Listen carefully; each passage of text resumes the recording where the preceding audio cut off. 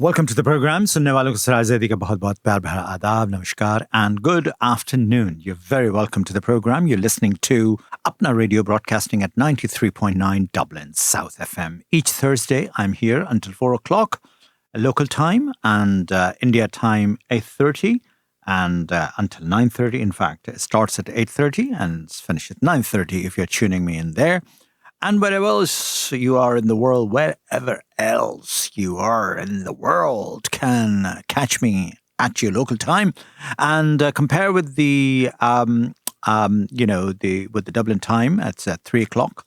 And this is an hour program. And what we cover in this program is basically, we try to actually cover quite a lot of program, which is basically talking about the map of the world, the shape of the world, what's going on, realistically speaking, in terms of the geopolitics is something at the top of my agenda.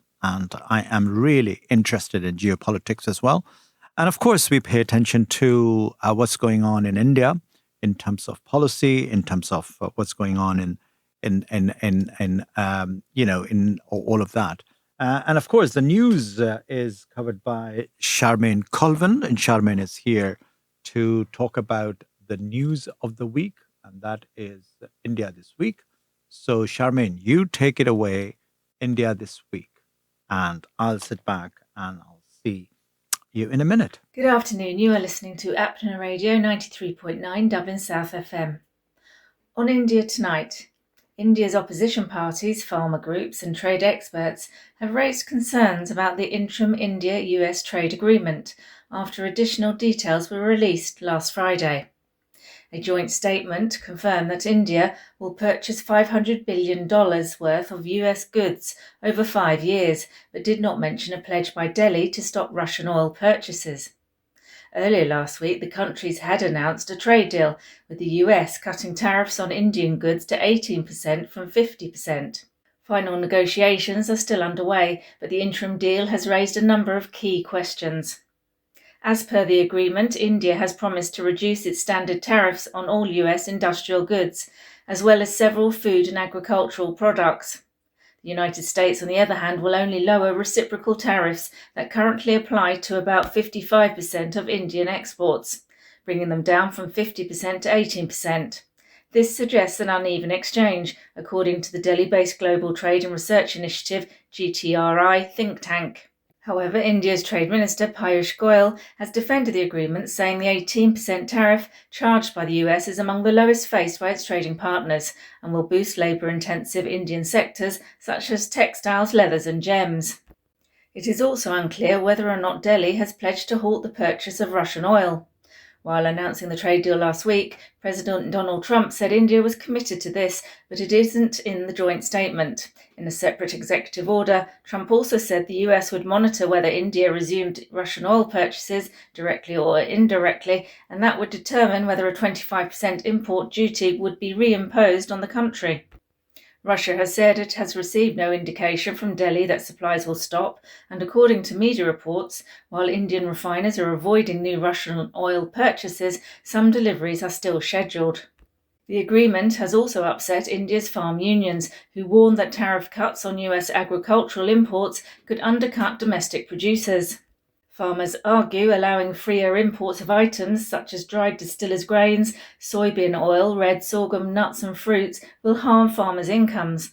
They have demanded the resignation of the Commerce Minister and announced plans to intensify protests. According to GTRI, there is also a lack of clarity on the additional agricultural products that have been included for tariff cuts in the agreement. Critics also question whether India's $500 billion purchase pledge is realistic. According to GTRI, this would require India's annual imports from the US to more than double every year. The announcement also relies on private sector decisions that are beyond government control. Despite several unanswered questions, India's stock markets rose sharply on the back of the deal announcement, with lower tariffs, stronger energy ties and deeper economic cooperation with the US expected to add to the country's growth prospects. India has introduced new rules that make it mandatory for social media companies to remove unlawful material within 3 hours of being notified, in a sharp tightening of the existing 36-hour deadline. The amended guidelines will take effect from the 20th of February and apply to major platforms including Meta, YouTube and X. They will also apply to AI-generated content. The government did not provide a reason for reducing the takedown window, but critics worry the move is part of a broader tightening of oversight of online content and could lead to censorship in the world's largest democracy with more than 1 billion internet users. For the first time, the law defines AI-generated material, including audio and video, that has been created or altered to look real, such as deepfakes. Ordinary editing, accessibility features, and genuine educational or design work are excluded. Delhi-based technology analyst Prasanto K. Roy described the new regime as perhaps the most extreme takedown regime in any democracy. India has ruled out relaxation of a ban on e-cigarettes that would have allowed heat-not-burn tobacco products, dealing a blow to a lengthy private lobbying campaign by Philip Morris International for New Delhi to permit such devices. India banned e-cigarettes, including heated tobacco products, in 2019. With more than 100 billion cigarettes sold annually, it is the 7th largest cigarette market by volume, where tobacco kills more than 1 million people a year. The world's most valuable tobacco firm, Philip Morris, had hoped India could be a key market for its heated tobacco device, 𝐢𝐭'𝐬, which the company says is less harmful to health than smoking. The government of India is not considering revoking, amending or relaxing this ban, the Health Ministry said in response to queries about the lobbying by Philip Morris. India remains committed to evidence-based tobacco control and cessation measures, it said in a statement, adding that the law on e-cigarettes explicitly prohibits heat-not-burn devices and that situation will stay. An Indian court has sentenced a journalist to 1 year in jail for some of his social media posts on the Adani group, saying they were unverified, defamatory and portrayed the group in a disreputable light. Adani Enterprises, led by billionaire Gautam Adani, filed the case in 2021 against Indian journalist Ravi Nair in a district court in Gujarat. He was accused of making statements suggesting political patronage, financial irregularities and unethical conduct, according to a court order. Nair said he would appeal the conviction but declined to comment further. Pakistan is gearing up for the highly anticipated T20 World Cup cricket showdown with India by securing a 32-run victory against the United States in their second group stage fixture. The USA pulled off a sensational win against Pakistan in a super over when the sides met in the 2024 edition, but there was no such drama this time around. It is a confidence-boosting victory for Pakistan before Sunday's high-stakes match with arch rivals and defending champions India, a contest that was clouded by uncertainty until the country's government reversed its order for a boycott. Finally, a 70-year-old retired college teacher who left the Garo Hills in northeastern India's Meghalaya state and travelled more than 3,000 kilometres south to Kerala to act in a film, has become a Netflix sensation. The film was 𝐀𝐩𝐧𝐚, a Malayalam language film that would change the course of her life. Shot on a modest budget and completed in 45 days, 𝐀𝐩𝐧𝐚, showing on Netflix, has emerged as a critical success. Much of the intrigue surrounding the film centres on Momin's performance, both for its quiet power and for her unusual profile. Following 𝐀𝐩𝐧𝐚's success, filmmakers from Bollywood and beyond have approached Momin with scripts. And that's all from me. You have been listening to Apna Radio 93.9 Dublin South FM. Thank you so much indeed, Charmaine, for a beautiful news item that you have put together. Yes, these are the highlights of the week in India. And what is happening around the world is that I'm going to talk about it. So obviously, the world is moving as fast as it can. Sometime, and not enough fast because the work of the warmongers are equally moving faster than what they think that they can do it. But, if you're following the recent tension between the two nations, vis-a-vis US and Iran, and orchestrated infiltration of some, unscrupulous characters and agents of the Israel and United States of America, and locally funded, groups who are trying to actually overthrow the government of Iran, which is basically a legitimate government. A system of velayat faqih, which is obviously is achieved on the eve of the 1979 revolution, the annual Islamic revolution of Iran. Now, it has sort of like celebrated the anniversary yesterday, and the anniversary was a 47th anniversary. 47 years ago, the revolution happened.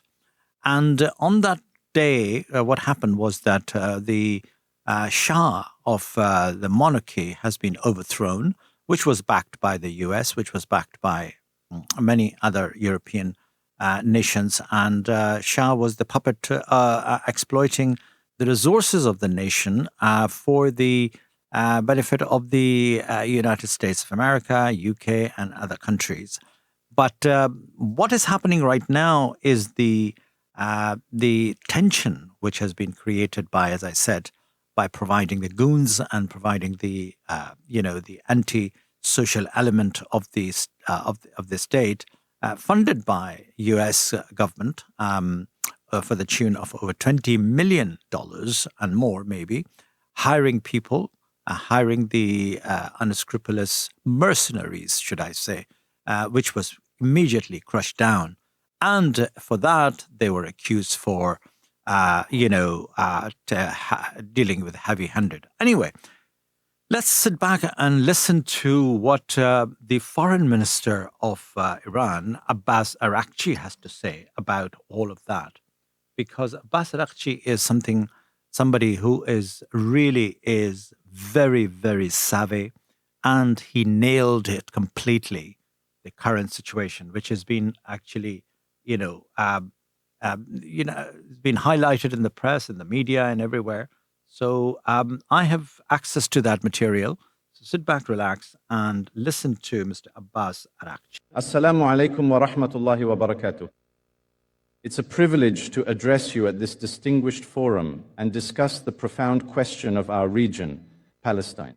Let me begin with the fact that the region has learned through decades of painful experience, and that the world is learning again at a terrible human cost.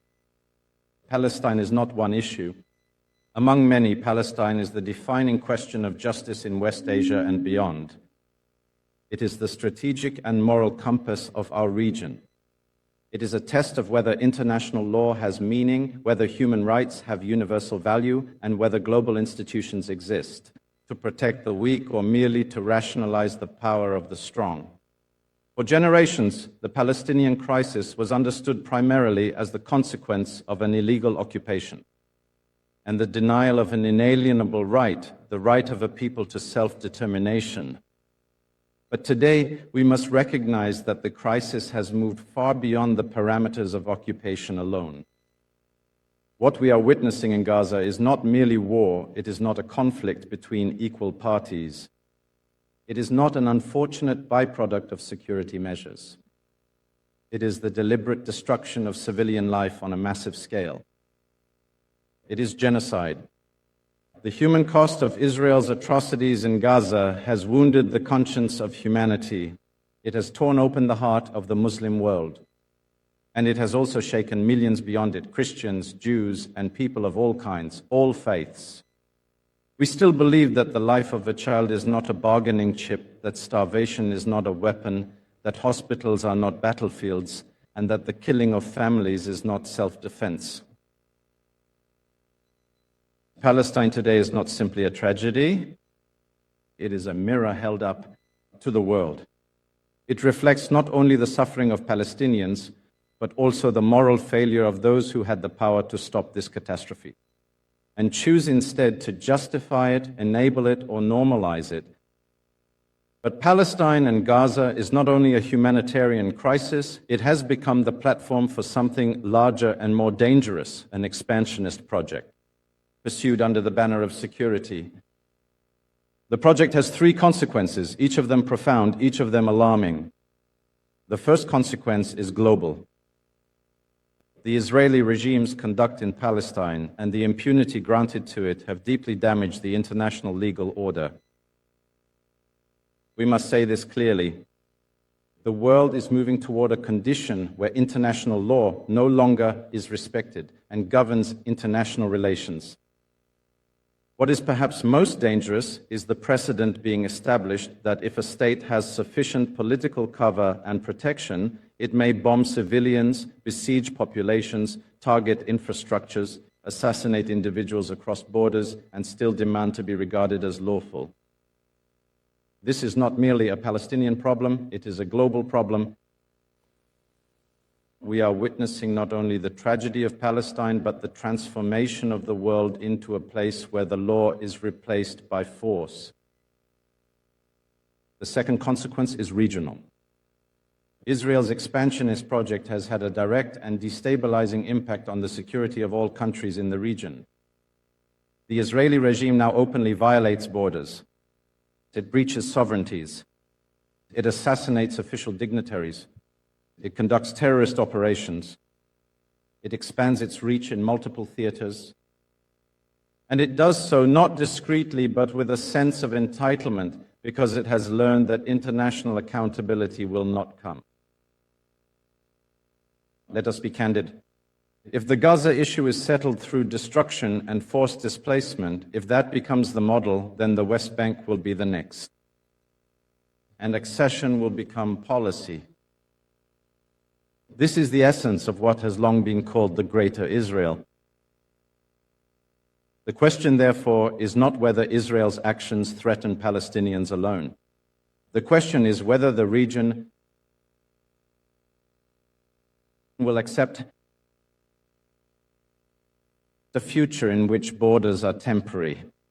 Sovereignty is conditional, and security is determined not by law or diplomacy, but by the ambitions of a militarized occupier. The third consequence is structural and perhaps the most dangerous. Israel's expansionist project requires that neighboring countries be weakened militarily, technologically, economically, and socially, so that the Israeli regime permanently enjoys the upper hand. Under this project, Israel is free to expand its military arsenal without limits, including weapons of mass destruction that remain outside any inspection regime. Yet other countries are demanded to disarm. Others are pressured to reduce defensive capacity. Others are punished for scientific progress. Others are sanctioned for building resilience. Nobody should be confused. This is not arms control. It is not non-proliferation. It is not security. It is the enforcement of permanent inequality. Israel must have a military, intelligence, and strategic edge, and others must remain vulnerable. This is a doctrine of domination. Ladies and gentlemen, this is why the Palestinian question is not only a humanitarian issue, it is a strategic issue. It is not only about Gaza and the West Bank, it is about the future of our region and the rules of the world. So what must be done? It is not enough to express concern. It is not enough to issue statements. It is not enough to mourn. We need a coordinated strategy of action. Legal, diplomatic, economic, and security-based, rooted in the principles of international law and collective responsibility.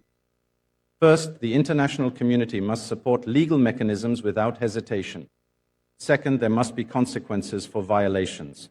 We call for comprehensive and targeted sanctions against Israel, including an immediate arms embargo, the suspension of military and intelligence cooperation, restrictions on officials, and banning trade. Third, we need a credible political horizon grounded in law. The international community must affirm the end of occupation, the right of return and compensation in accordance with international law, and the establishment of a unified and independent Palestinian state, with Al-Quds al-Sharif as its capital. Fourth, the humanitarian crisis must be treated as a matter of urgent international responsibility. Collective punishment must never be normalized. Fifth, regional states must coordinate to protect sovereignty and deter aggression. The principle must be clear. Security cannot be built on the insecurity of others. And finally, the Islamic world, the Arab world, and the nations of the global South must build a united diplomatic front. The Organization of Islamic Cooperation, the Arab League, and the regional organizations must move beyond symbolism toward coordinated action. Legal support, diplomatic initiatives, economic measures, and strategic messaging. This is not about confrontation. It is about preventing the region from being reshaped by force. Dear colleagues, let no one miscalculate. A region cannot be kept stable by allowing one actor to act above the law. The doctrine of impunity will not produce peace. It will produce wider conflict. The path to stability is clear. Justice for Palestine, accountability for crimes, an end to occupation and apartheid, and a regional order built on sovereignty, equality, and cooperation.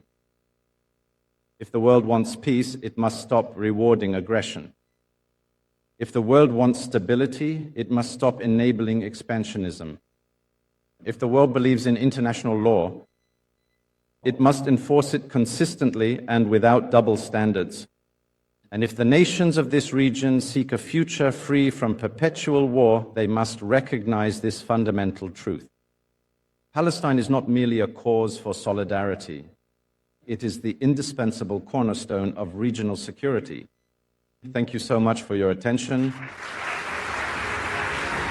Thank you so much for your attention, indeed, because this is something, a very, very powerful speech that has been actually delivered by Abbas Araghchi, who is the foreign minister of the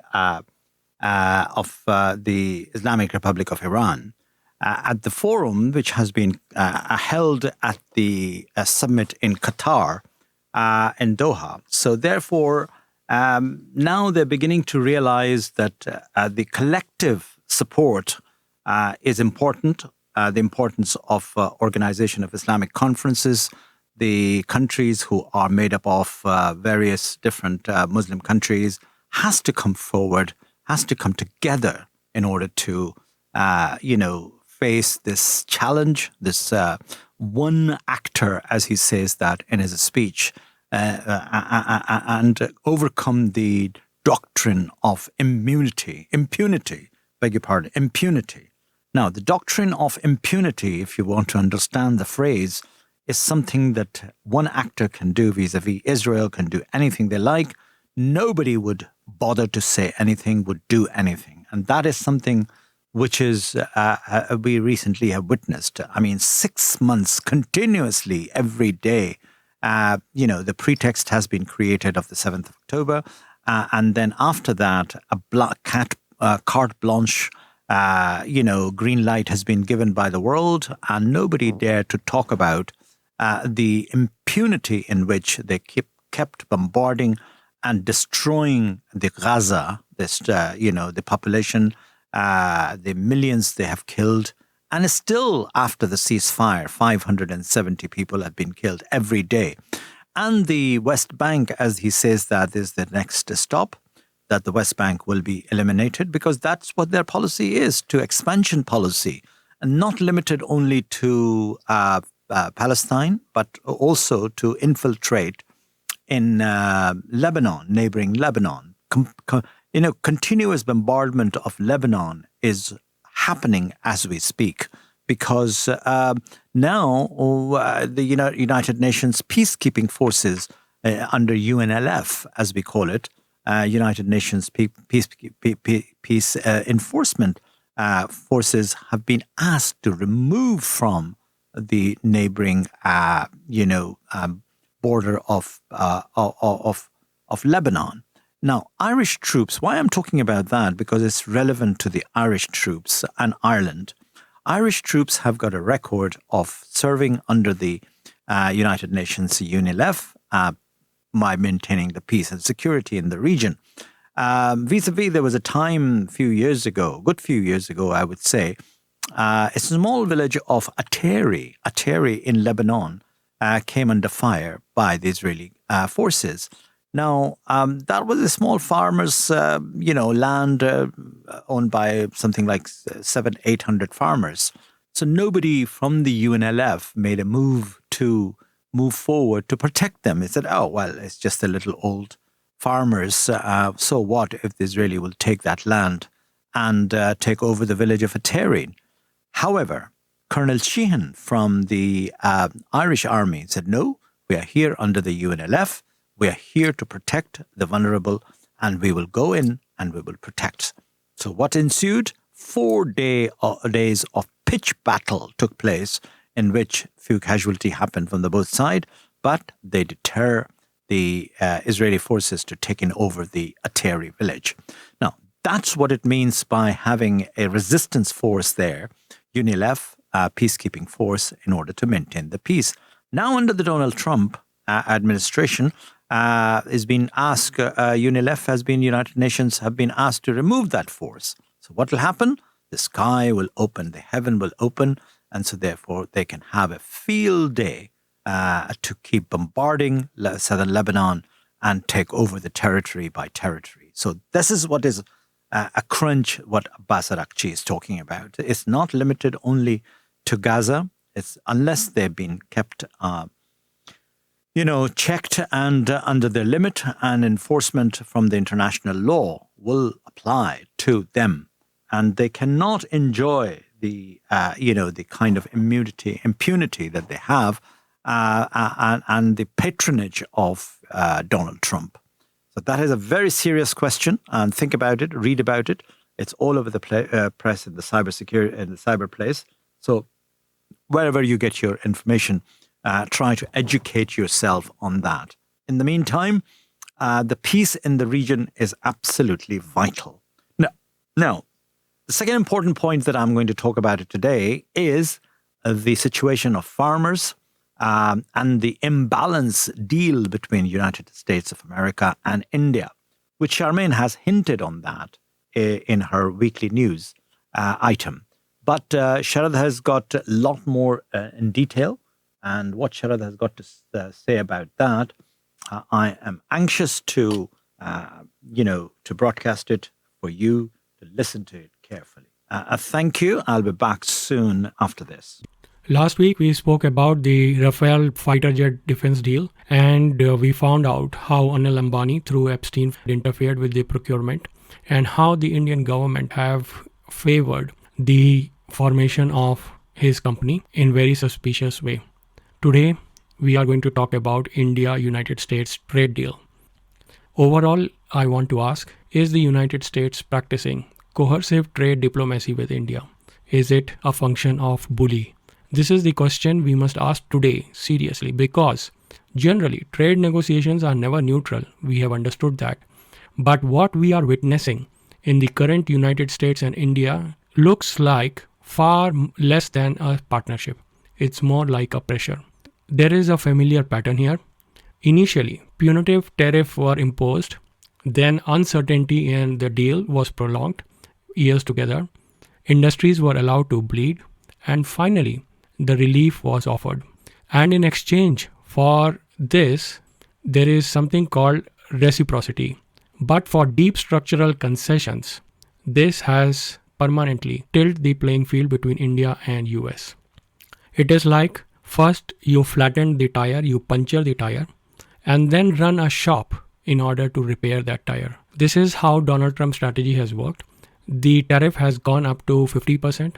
Then there was another because of the Russian oil import by India, and then suddenly comes to 18%. So in 2025, American tariff on Indian exports climbed to punitive levels, like I said, 50% plus the Russian oil punishment. And because of that, the damage was swift, and it was concentrated exactly where India is most vulnerable. Labor-intensive sectors, textiles, leather, gems and jewelry, information technology, IT sector that employs millions, they all saw double-digit decline. And some categories, some industry sectors in India contracted by 40 to 60%. And these are not abstract losses. They are factory shutdowns, layoffs, export orders cancelled. Across India, most employment-sensitive industries, they were hit. Then came the so-called corrective trade deal, the 2026 agreement. Tariff on Indian goods are to be reduced to around 18%. And the price of that relief, if you see, it's extraordinary. India would move towards eliminating tariff on all American products. At the same time, India would dramatically scale up purchases from the United States, with figures assumed to be $500 billion annually over next 5 years. So what does that mean? In effect, the United States pushed towards nearly doubling its exports to India at close to 0% tariff. So this is not a trade deal. This is extraction. This is bully. This is pressure. One side applies pressure until economic path becomes politically inconvenient. The other side concedes market access that cannot easily be reclaimed in future. That is just happening between world's largest democracy, India, and the world's most powerful economy, United States. And that makes the imbalance more troubling, not less. The United States have sought access to India's domestic market for decades, especially in agriculture, pharmaceuticals, digital services, and of course defense. What multilateral forum could not deliver, this bilateral discussion, this pressure now appears to be achieving. This is why the how and why of this US-India trade deal matters and must be scrutinized. Did India enter these negotiations from the position of political vulnerability? Let's get into this. India did not enter the 2026 negotiation as a neutral actor with full strategic space. It entered under visible political and reputational strain. At precisely this moment, Indian corporate power faced heightened scrutiny in American jurisdiction. Investigations and legal proceedings involving major Indian conglomerates like Adani Group has been embedded in US regulatory and political ecosystem. We know that. And these are not minor irritants or a minor case going on in corner of United States. They carry consequences for capital flows, for global operations, and most importantly, for the political legitimacy of this government at home. For any government, protecting its largest corporate friendship is not merely an economic priority, it is a political one. Imagine some legal action taken against Adani Group or Mr. Gautam Adani himself in United States. The ramifications on the Indian government are going to be severe. When such entities face sustained foreign legal pressure, the state's negotiating posture shifts, of course. And the risk is not that policy becomes illegal, but that India is now vulnerable. In this context, trade concessions function as pressure valves. They reduce friction. They stabilize relations. They buy time. And they do so by transferring the cost, the overall trade deal cost, elsewhere, onto a sector which has weak political voice. This is where apprehensions deepen. Agriculture. Was India negotiating purely on basis of long-term national interest, or was it also negotiating to de-escalate the external US pressure of legality against Adani Group from disclosures and investigations that threatened the ruling establishment of India, the Modi government? The opacity of the process makes this questionable and unavoidable objection. In India or elsewhere, a registry to a property itself is around 50, 60, 100 pages, depending on the complexity. And in this complex US trade deal, there is just half a page of A4 size that has been released. There is no comprehensive white paper, there is no serious parliamentary debate, no sector-wise impact assessment placed before the public. When deals of this magnitude are concluded quietly, it signals suspicion and, of course, based on distrust. And nowhere in this asymmetry it's more visible than in agriculture. Why is Indian agriculture being treated as negotiating collateral? People should ask. Indian agriculture is not merely an economic sector.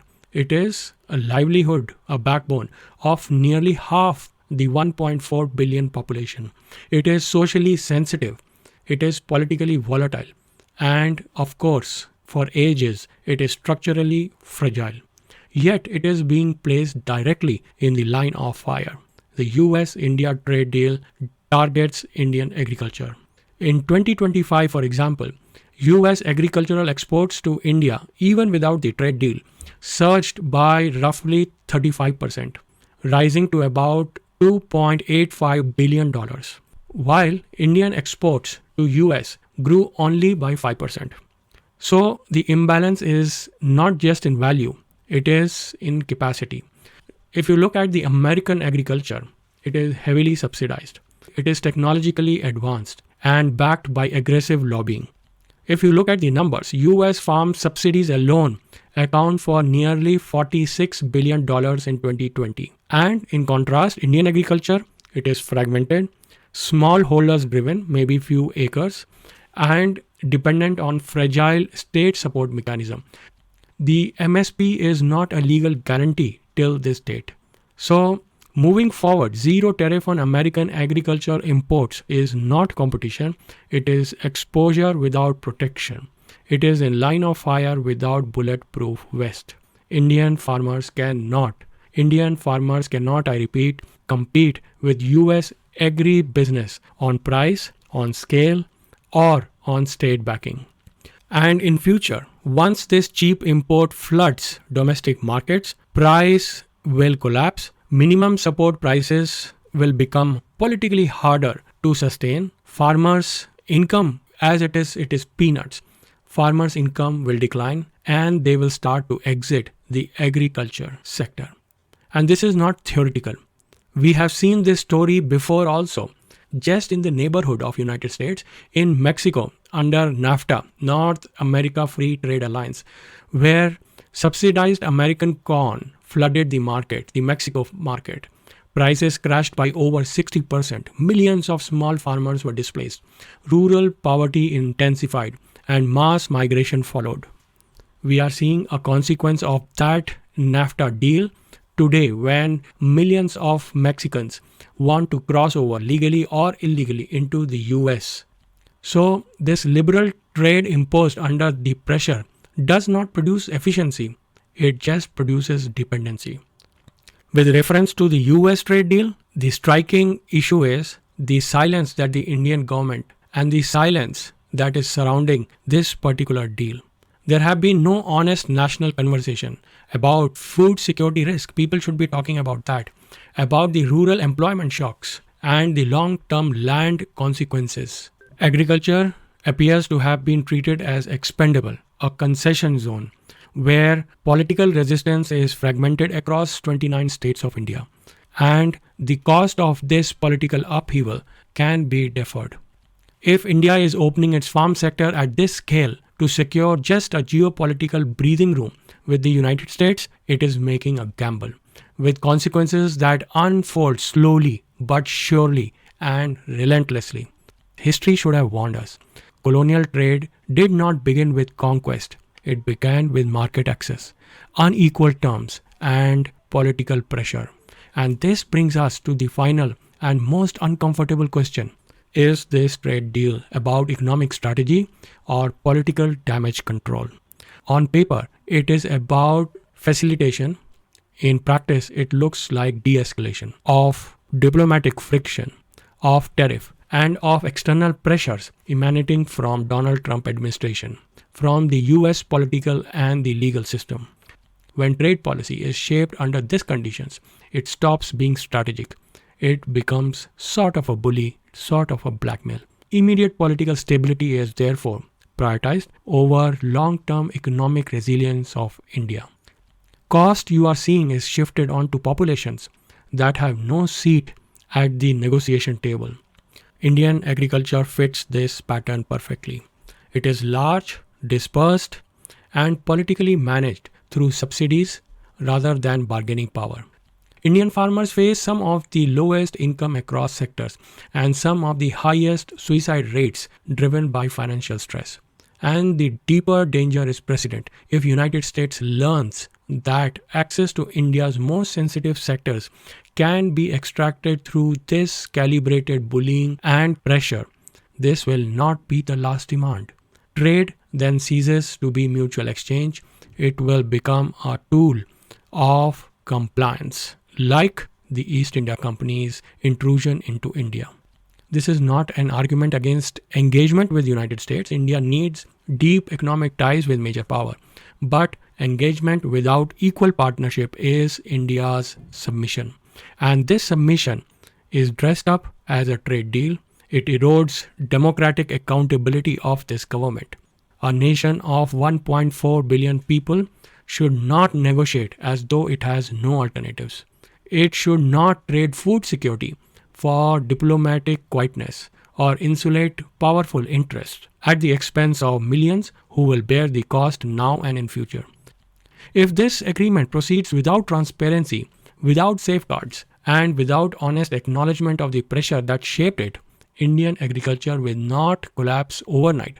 It will be hollowed out, slowly, quietly, and by the time the consequences are understood, the space to reverse them will already have gone. That is the real cost of coercive trade agreements. So these are not headline numbers of 18% and 0%. It's a slow erosion of India's economic, social, and democratic sovereignty. With those concerns against the US-India trade deal, I leave you until next week. With that scrutiny, stay safe, stay informed, dutifully ask questions. At the end of the day, somebody has to stand up. Bye for now. Dublin South FM. You wouldn't buy a car without knowing its history. So why would you buy a story without knowing who's telling it? Come here and I tell you. It's not always easy to verify what you see, read, or hear. But now there's help. Visit www.bemediasmart.ie. Stop, think, check. Be Media Smart. Brought to you by Media Literacy Ireland, supported by RTE. 93.9 Dublin South FM. Indeed, welcome back to the program. And indeed, what a powerful analysis that we have heard from Sharad's analysis, that it's a coercive policy. It's a bullying tactic. It's not about the percentage and all that has been it wrongly mentioned and try to woo the people. And should this deal imbalanced deal goes through, the repercussions and the impact of that in the future will be horrific for the farmers and indeed for the economy of Indian economy. So when you come to the negotiation, you got to understand the tactic. If one party is bullying the other party, you must resist that, as you have heard in the previous clip from the recent conference in Doha, that Abbas Araghchi has how, on a military front, have resisted the one, imbalanced force and coercive, a deal to sign up this, that, the other. You just don't sign up this, that, the other. You may be the biggest deal maker in the world and keep signing executive order and all that. His style of government is bullying, and you do not lick up to the bully. You face up to bully. You stand up to bully, and you resist the bullying tactic. Well, I mean, they found India as a gullible market. India, and the current administration as the so-called there's a Hindi word for the chatukarita, that chatu, that lick, whatever the Americans would say, we will say yes. And at the expense of who? The poor farmers, the poor policymakers, the poor traders. And if you, disbalance this trade thing, what will happen? The trade imbalance will happen. Factories will close down. The poor people will suffer. They rely upon work, and if the deal is not correct, imbalance, that's what we are heading towards it. So wake up, smell the beans of coffee, as they say. Anyway, this is the biggest question, and I really like to thank from the bottom of my heart for Sharad for doing this fantastic, and amazing analysis at the moment of what is going on. So we keep an eye, and we keep informing you, the listeners, about what's going on in India. Perhaps you may not be able to listen all of that in back home, so-called in the Godi media. Anyway, there you go. Sit back, relax, and enjoy. A lot of heavy talk. No more heavy talk. Sit back, relax, and enjoy.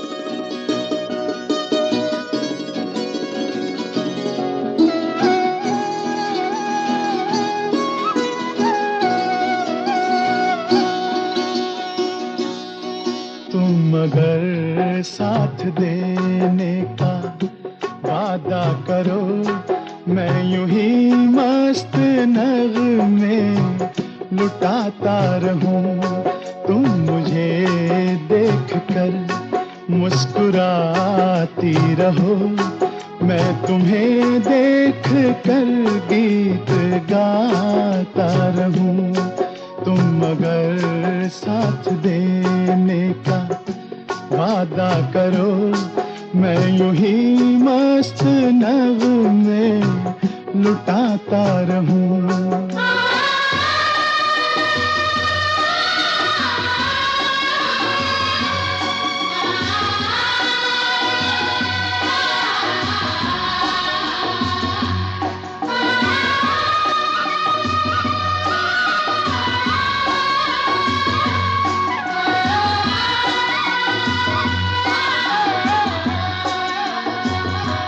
कितने जलवे फिजाओं में बिखरे मगर मैंने अब तक किसी को पुकारा नहीं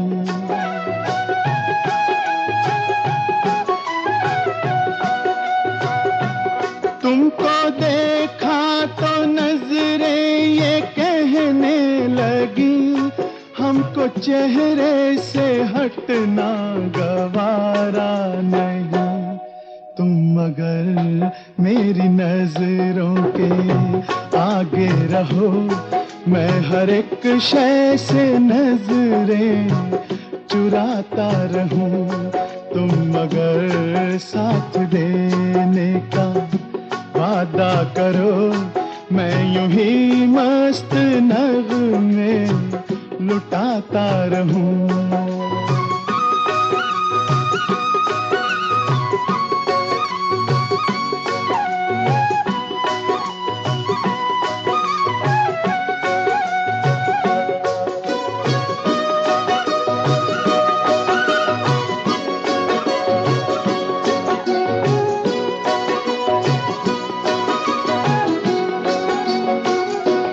मैंने ख्वाबों में बरसों तराशा जिसे तुम वही संगे मरमर की तस्वीर हो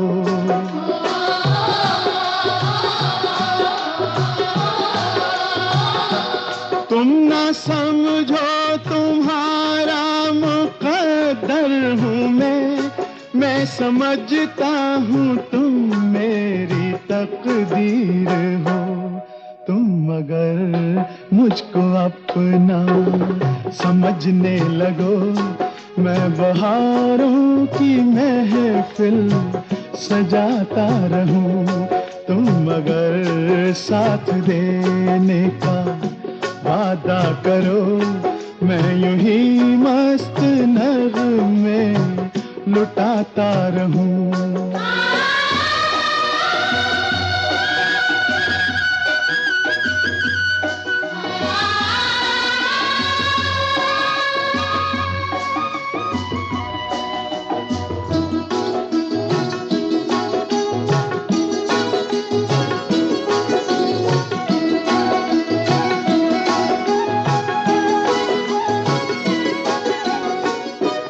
मैं अकेला बहुत देर चलता रहा अब सफर जिंदगानी का कटता नहीं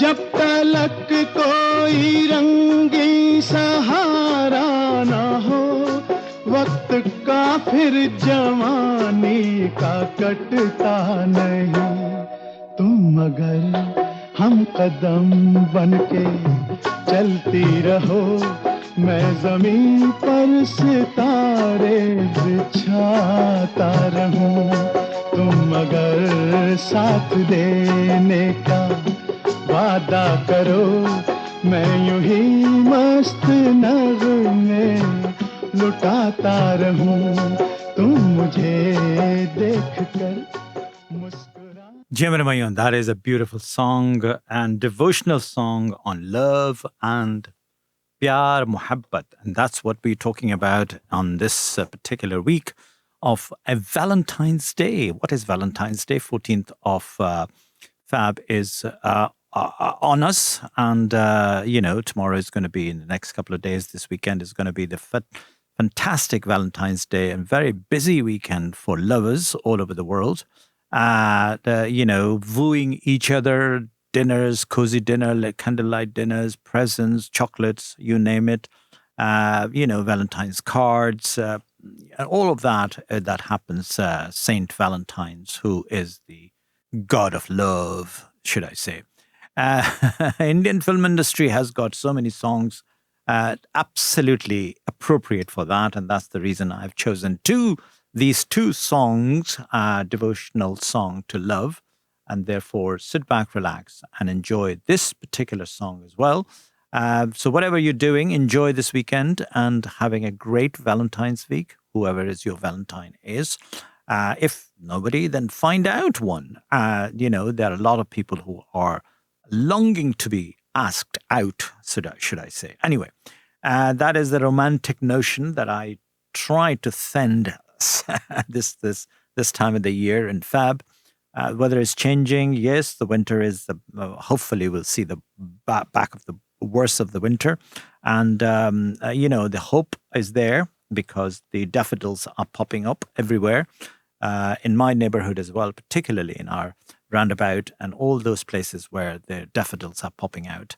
This is a sign of a spring and indeed a spring in the air, and fantastic weather is on its way. But not fully gone. Winter is still lurching in the background, whatever the word is. Anyway, I have a terrific time talking to you today. And thank you once again for doing a wonderful contribution, Sharad and Charmaine, and of course my wonderful team headed by Lee Brannan. So times to say goodbye and time to enjoy another track, which is full of love, a beautiful song, Aaja Tujhko Pukare Mera Pyar. So bye for now, and thank you for listening. I'll be back same time, same place next week. Don't forget to tune me in and enjoy the show. And if you miss, don't worry about it. I will be uploading that on our YouTube channel called Apna Radio. Bye for now.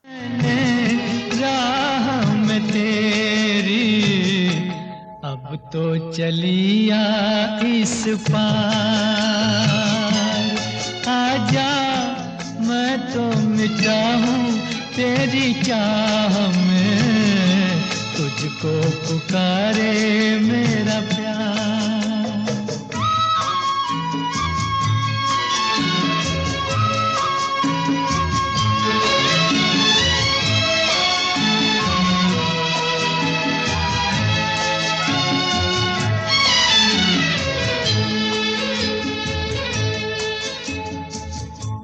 इतने युगों तक इतने दुखों को कोई सह न सकेगा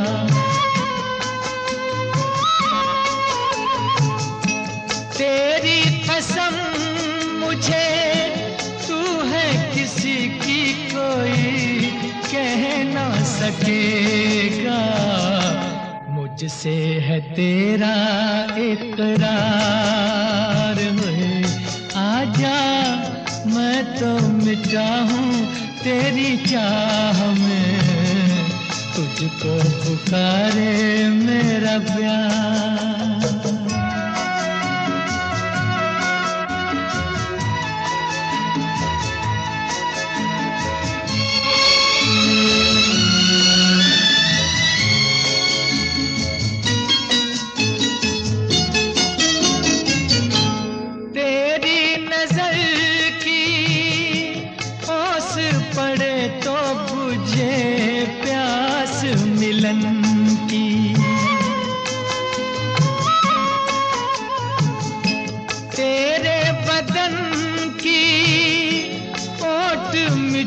तो रहे लाज लगन की मिल जाए चैन करार आजा मैं तो मिटा हूँ तेरी चाह में, तुझको पुकारे मेरा प्यार होए, तुझको पुकारे मेरा प्यार, तुझको पुकारे मेरा प्यार। ये दुनिया तो मिटा हूँ तेरी चाह में, तुझको पुकारे मेरा प्यार।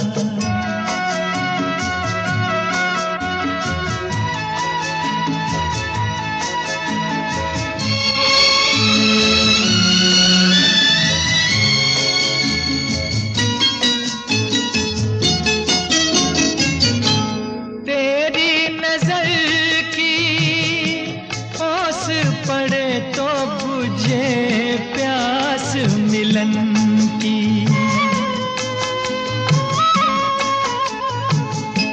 तेरे बदन की ओट मिटे तो रहे लाज लगन की, मिल जाए चैन करार। आजा मैं तो मिटा हूँ तेरी चाह में, तुझको पुकारे मेरा प्यार होए, तुझको पुकारे मेरा प्यार, तुझको पुकारे।